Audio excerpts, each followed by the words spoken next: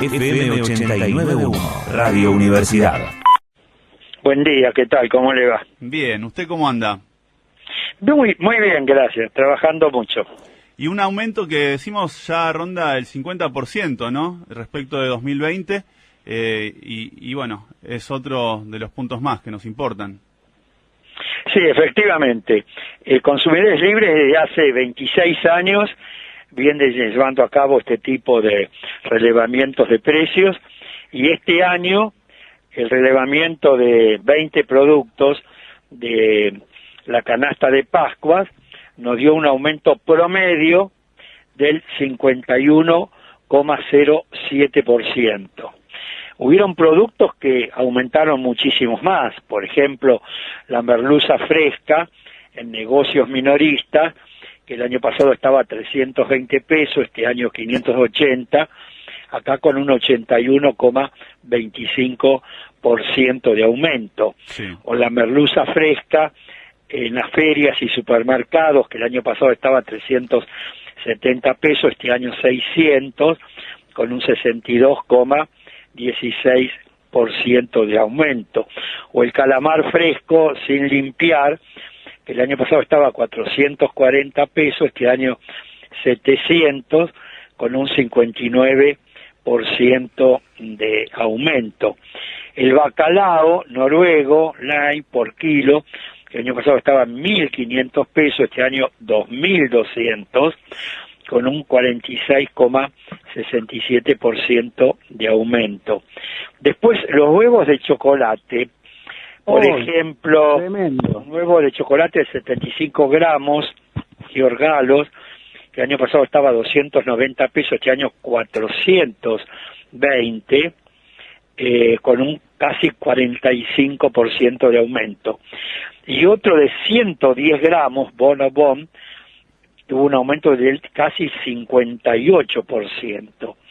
Y las roscas de Pascua, por ejemplo, de medio kilo en supermercados, que el año pasado estaba a 250 pesos, este año 450, con 80% de aumento, y de un kilo en panadería, que el año pasado estaba a 650 pesos, este año 1.200, con un 84,62%.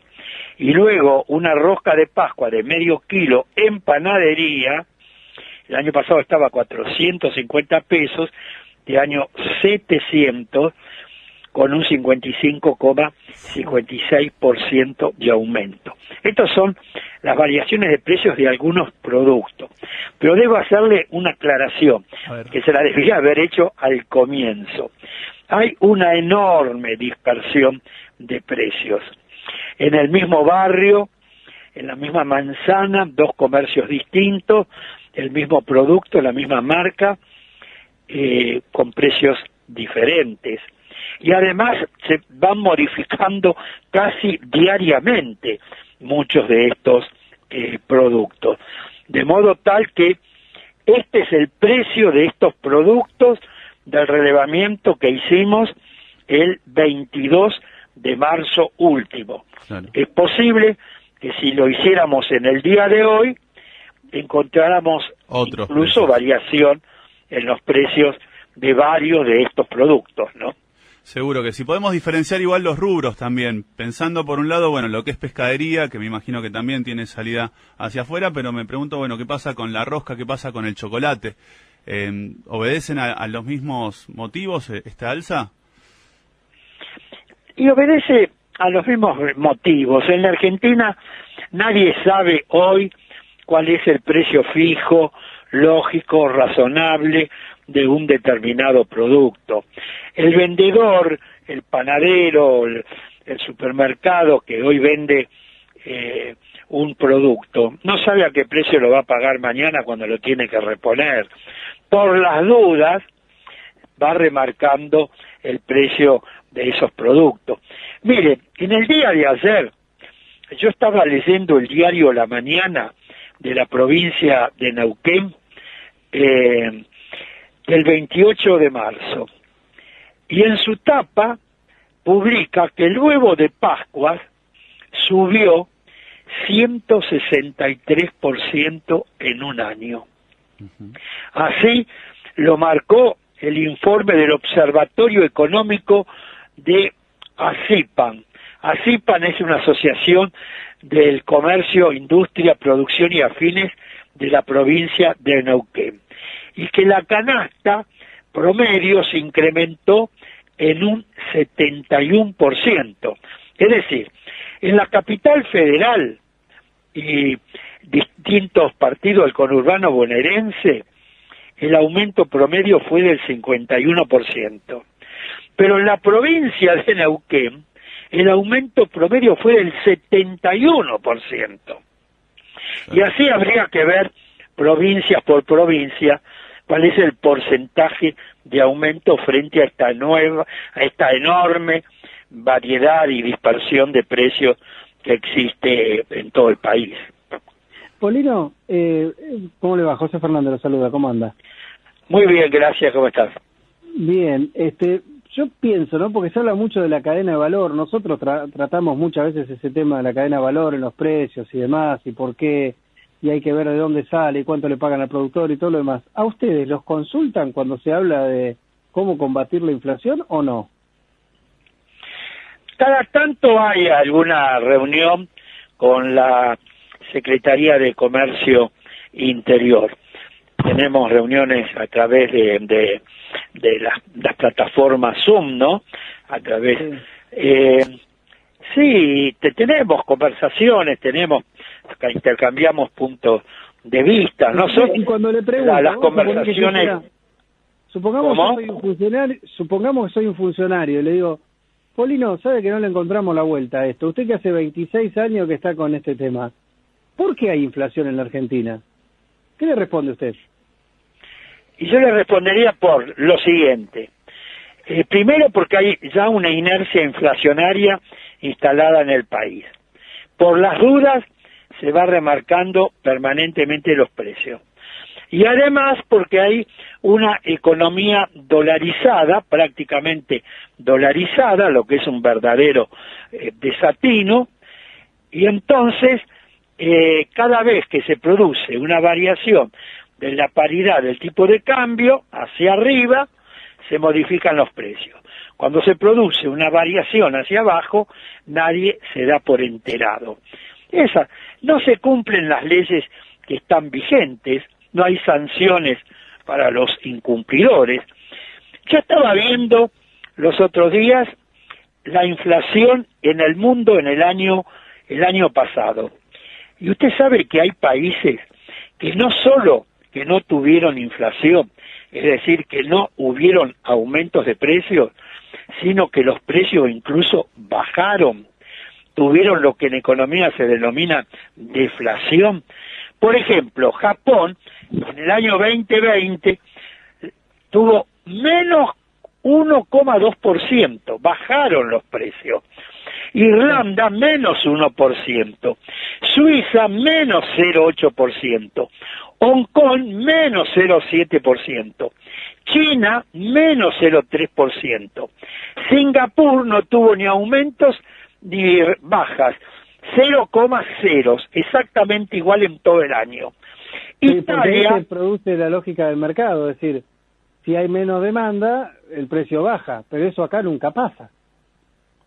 Bueno, acá suele haber menos demanda como consecuencia de la pérdida del poder adquisitivo de vastos sectores de la clase media, sobre todo de la clase media-media, de la clase media-baja. Como consecuencia de la pandemia y la cuarentena, muchos trabajadores perdieron el empleo, muchos comercios o industrias incluso cerraron. Muchas pymes han tenido y tienen serias dificultades.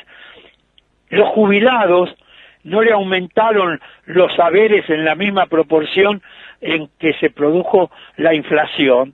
Y sin embargo, y además, estando congeladas las tarifas de la energía eléctrica, del gas natural, del agua potable, a pesar de estar vigente el programa de precios máximos que se puso en vigencia el 20 de marzo del año pasado, con precios de referencia al 6 de marzo, con 2 aumentos autorizados, uno a partir del 1 de agosto y otro a partir del 1 de octubre del 2020, aumentos que oscilaron entre el 2 y el 5%, a pesar de estar vigente el programa de precios cuidados, a pesar de todo eso, tuvimos una inflación del 36,1%, una de las más altas del mundo. Solamente 2 países en la Tierra tienen un mayor porcentaje de inflación que la República Argentina.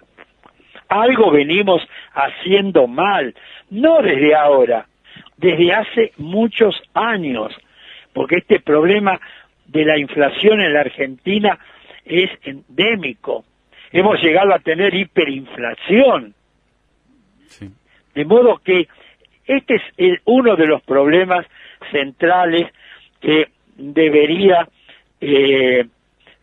centrar la atención del Parlamento y de los distintos organismos públicos, tanto del gobierno nacional como de las provincias, porque en el control de los precios no solo tiene que involucrarse los funcionarios del área competente del gobierno nacional.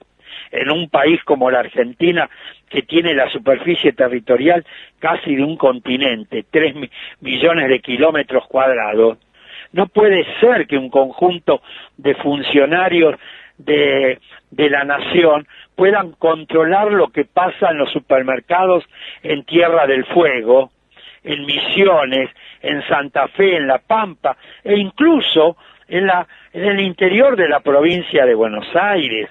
Tiene que haber un involucramiento de las distintas áreas específicas de todos los gobiernos provinciales y de todos los municipios en el control de los precios. Seguro que sí. Si usted tuviese la facultad de poder implementar 3 políticas para frenar la inflación, para desterrarla de nuestro suelo, ¿cuáles serían y de qué manera se podrían implementar? Mire, la política que llevaría a cabo es hacer cumplir las normas legales vigentes. Mira. La ley de defensa del consumidor, la ley de lealtad comercial, la ley que crea el Observatorio de Precios, que aprobó el Congreso Nacional en el año 2014 y que permite determinar en qué eslabón de la cadena de cada producto se produce un aumento injustificado de precios, de modo tal que luego el gobierno pueda actuar rápidamente sobre ese eslabón de la cadena y restablecer la normalidad.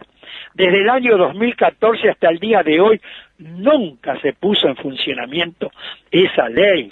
Yo cuando fui diputado nacional fui el coautor de una ley de defensa de la competencia. Esa ley creaba un Tribunal Nacional de Defensa de la Competencia. La ley estuvo vigente casi 10 años.